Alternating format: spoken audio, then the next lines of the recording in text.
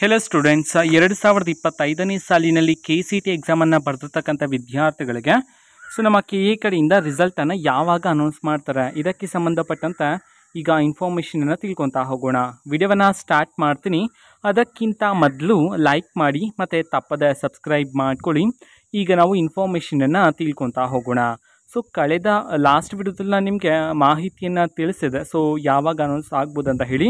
But ಈಗ ಹೊಸದಾಗಿ ಒಂದು ಡೇಟನ್ನು ಅನೌನ್ಸ್ ಮಾಡಿರ್ತಕ್ಕಂಥದ್ದು. ಬಟ್ ಇನ್ನೂ ಸಹ ನಮ್ಮ KA ಕಡೆಯಿಂದ ಎಕ್ಸಾಕ್ಟ್ ಡೇಟನ್ನು ಅನೌನ್ಸ್ ಮಾಡಿಲ್ಲ, ಓಕೆನಾ. ಬಟ್ ಇನ್ಫಾರ್ಮೇಷನ್ನ ಪ್ರಕಾರ ಇದೇ ತಿಂಗಳು ಮೇ ತಿಂಗಳಲ್ಲೇ ಅನೌನ್ಸ್ ಆಗುತ್ತೆ ನಿಮ್ಮ ರಿಸಲ್ಟ್. ಬಟ್ ಡೇಟ್ ಯಾವುದು ಅಂತಂದರೆ ಎಕ್ಸಾಕ್ಟ್ ಡೇಟ್ ಅಂತ ಹೇಳೋಕ್ಕಾಗೋದಿಲ್ಲ. ಬಟ್ ಎಕ್ಸ್ಪೆಕ್ಟೆಡ್ ಡೇಟು 25th ಅಂತ ಹೇಳಿ ತಿಳಿಸಿರ್ತಕ್ಕಂಥದ್ದು, ಓಕೆನಾ.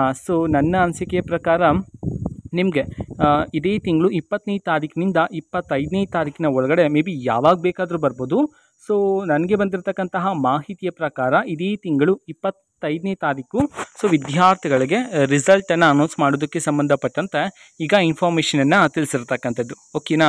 ವೆಯ್ಟ್ ಮಾಡ್ತೀರಿ. ಇದೇ ತಿಂಗಳಲ್ಲಿ ನಮ್ಮ KA ಕಡೆಯಿಂದ ನಿಮ್ಮ ರಿಸಲ್ಟನ್ನು ಅನೌನ್ಸ್ ಮಾಡ್ತಾರೆ. ಆ್ಯಂಡ್ ಈಗಾಗಲೇ ತಿಳಿಸಿದ್ದೆ, ರಿಸಲ್ಟನ್ನು ಅನೌನ್ಸ್ ಮಾಡಬೇಕಂತಂದ್ರೆ ಅಗ್ರಿಕಲ್ಚರ್ ಪ್ರಾಕ್ಟಿಕಲ್ ಎಕ್ಸಾಮ್ನ ರಿಸಲ್ಟ್ ಬೇಕಾಗುತ್ತೆ. ಆ್ಯಂಡ್ ಎಕ್ಸಾಮ್ 2 ಸೆಕೆಂಡ್ PUC ವಿದ್ಯಾರ್ಥಿಗಳ ಎಕ್ಸಾಮ್ 2 ರಿಸಲ್ಟ್ ಬೇಕಾಗುತ್ತೆ. ವೆಯ್ಟ್ ಮಾಡೋಣ. ಆ್ಯಂಡ್ ಅವರ ರಿಸಲ್ಟ್ ಅನೌನ್ಸ್ ಆದಮೇಲೆ ನಮ್ಮ KA ಕಡೆಯಿಂದ ರಿಸಲ್ಟನ್ನು ಅನೌನ್ಸ್ ಮಾಡ್ತಕ್ಕಂಥದ್ದು.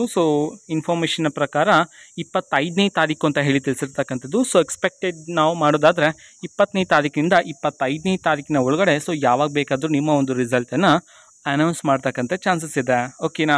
ಇದು ಇವತ್ತಿನ ಒಂದು ವಿಡಿಯೋ. ಮತ್ತೀಗ ನಾವು ಟೆಲಿಗ್ರಾಮ್, ಇನ್ಸ್ಟಾಗ್ರಾಮ್ ಮತ್ತು ಫೇಸ್ಬುಕ್ಕಲ್ಲೂ ಈಗ ವಿಡಿಯೋಸ್ಗಳನ್ನು ಅಪ್ಲೋಡ್ ಮಾಡ್ತಿದ್ದೀವಿ. ಲಿಂಕ್ಸ್ಗಳನ್ನು ಡಿಸ್ಕ್ರಿಪ್ಷನ್ ಬಾಕ್ಸಲ್ಲಿ ಕೊಟ್ಟಿರ್ತಾನೆ, ಕ್ಲಿಕ್ ಮಾಡಿಬಿಟ್ಟು ಫಾಲೋ ಮಾಡಿ, ಓಕೆನಾ. Thank you, bye.